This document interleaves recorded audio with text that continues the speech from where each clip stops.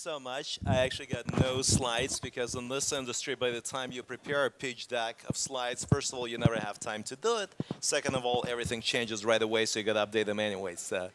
But I'll tell you a little story. Once upon a time, I was a real lawyer. I wore slacks, I wore a shirt, I represented venture-backed companies and traditional VC funds. And my biggest worry was, how do I represent my clients so they don't get diluted? How do we put the documents and the deals the right way? And that was about it. It was really boring. And I got into blockchain and representing ICO startups about 3 years ago. We've been doing work for blockchain-based companies for 4.5. And now my two biggest worries are, how do my clients not go to jail? How they do not crash their Lambos? And how do they not get sued in class action lawsuits? Because welcome to 2018, and as my colleagues, and here's Gordon Einstein, by the way, who's a great colleague and also does a lot of good work. As my colleagues know, it's a very different landscape in 2018 than it was in 16 and 17. And that's what I want to talk about briefly and share my 5 cents about what I see in the market, what I think the ICO and the token sale and the tokenization will become. So all of us have lived through 2016. We all lived through the exuberance of 2017. And I've heard the argument time and time again that, well, the laws do not apply. It's on the blockchain. It's a new finance. It's a new economy. None of this matters. And that threw me off to when I was a much, much younger man. And it was 1997. And I was living in San Diego. And the dot-com phenomenon was going on. And I was asking some very simple questions of people like, what is your business model? And how much product have you sold? What's your burn rate versus your revenue? Because I was an economics student at the time, and I was generally interested in those things. The answers I was getting back is, it doesn't matter. It's a new economy. And we all know what happened in 2000. So, as I watch the market today, I think the two biggest issues I see, at least in the US, as far as token sales, geared toward the US market is, one, lack of a clear and functional legal framework for token issuances and tokenization. And two is the fact that the plaintiffs' bar, the class action attorneys, the subset of the legal profession in the US who make a living by exploiting inefficiencies and exploiting certain inefficiencies in the legal and financial markets by litigating, and in a sense, actually, I think doing a very important job of sometimes fixing real problems and sometimes simply making a living out of inefficiencies, which is, that's the essence of capitalism. Personally, I don't have an issue with that even when my clients get sued. But I think those two things are probably the biggest game changers that I've seen in the industry that began to impact the industry and will continue to impact it as we go along. So let's tackle them one after another.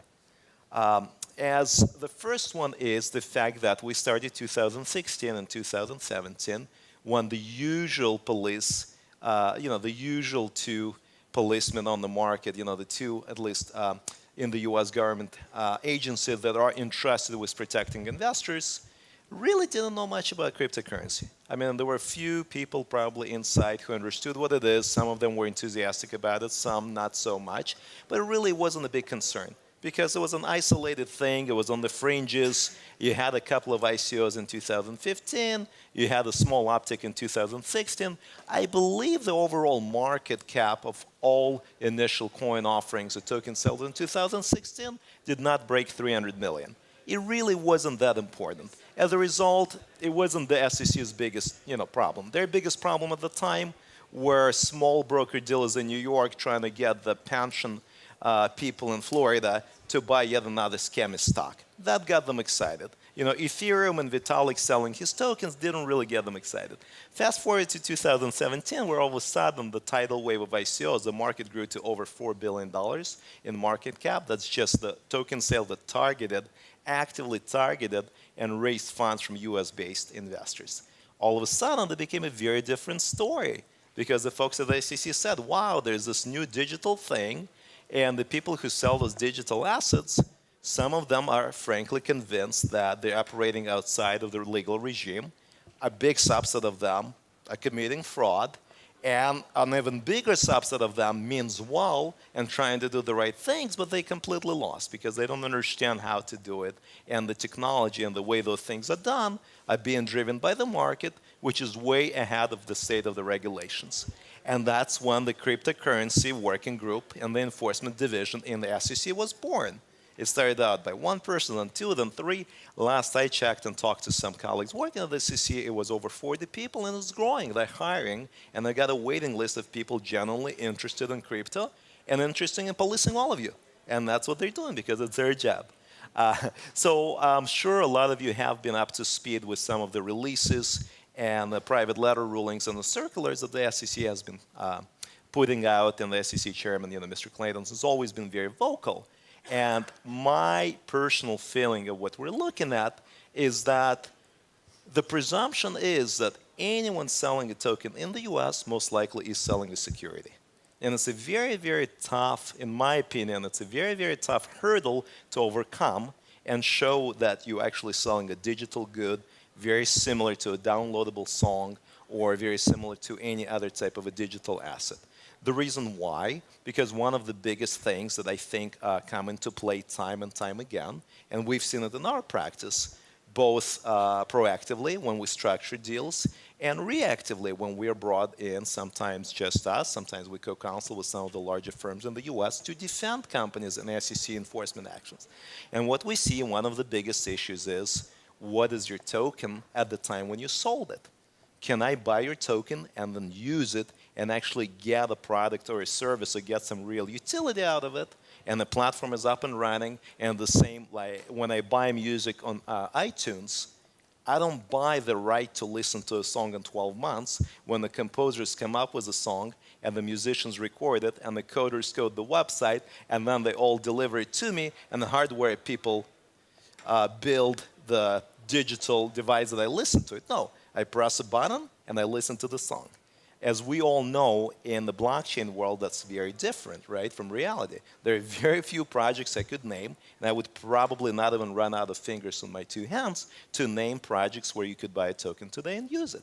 So one of the biggest issues is, what are you selling, right? And if in 2016 and 17 there was a lot of theoretical argument about, well, if your token is structured in a way that in an ideal world, once it's up and running, there is utility, and you pass the Howey test, which became this sort of mini Bible for people in the industry. And that what amazed me. Usually you travel worldwide, and people have very little knowledge of U.S. laws. Now, they know sometimes that in Texas you can ride around with an open container, a whiskey, and you can have a gun in the car, but that's because they like to show it on the news, and that's how they portray us Americans. But typically they know nothing about securities regulations. Fast forward to 2017, I could be in Russia, I could be in Tokyo, I could be in Mumbai, and the first thing that somebody says, they come up to me and say, I have a good token, it passes the Howey test, right? I mean, it is a global, I think, the global blockchain economy, because us here in North America, we are responsible for conservatively 30 to 40% of the global market in crypto finance. So a very big question is, what are you selling, right? Are you selling something that truly is functional and has value to it and has utility? Or are you in that 99% of the market that's truly selling a security? And if you are selling a security, how do you do it? Do you block the US market? Do you fall under the jurisdiction of the SEC? And the SEC is not shy today, and again, they're doing their job to go after the companies and show the companies that, well, in essence, the laws have not changed. The technology may have gotten ahead of the regulatory regime, and maybe there will be some type of interim guidelines and interim regulations or something in the middle that bridges the technology and the realities of the market with legislation that was written 30 and 40 years ago at its core, and then maybe updated, but updated to an extent that still doesn't quite catch up with what's happening, or maybe they won't. So one of the biggest issues today, I think, and one of the biggest issues not just for companies contemplating a token sale, but also for institutional investors. And I firmly believe that one of the biggest bottlenecks of why not more institutional capital flows into this market is a certain nature of token sales. I represent a lot of crypto hedge funds, And oftentimes the conversation I have with my clients is, look, we see a lot of good deals on the market, but now we learn that there is not just business risk, liquidity risk, there is legal risk. We don't want to buy a token that's going to be reclassified as a security, kicked off from all the exchanges, and essentially become worthless or become highly liquid. So my prediction, and now Alex Lightman is a much better futurist than I am. I'm a legal futurist, that's all I do. I don't do anything else because I have no idea what's going to happen with the rest of us. I don't even have an electrical car yet. But I think in terms of legal futurism, I do believe that we're going to see a lot more true security tokens, and we're going to see a lot more token sales that are larger and are structured more like a traditional IPO, a traditional Reg A+, and essentially have a lot more components of a security and a traditional security sale to it, which I think also would bring this realm of finance more in line with traditional institutions, the broker-dealers, the licensed exchanges, etc. I think I got 1 minute left for another horror story. Okay, and that horror story would be the plaintiff's bar. In 2016 and 2017, a lot of my friends and colleagues who are plaintiff securities attorneys were busy suing their usual suspects, right? The oil company that dumps oil into the ocean, the bad CEO who manages to harass 20 women in 1 week, the pharmaceutical company who puts a bad drug on the market.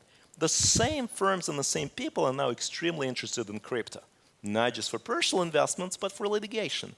We saw no class action losses in 2016, I believe, and I asked my associates to do this research actually, targeting token issuers.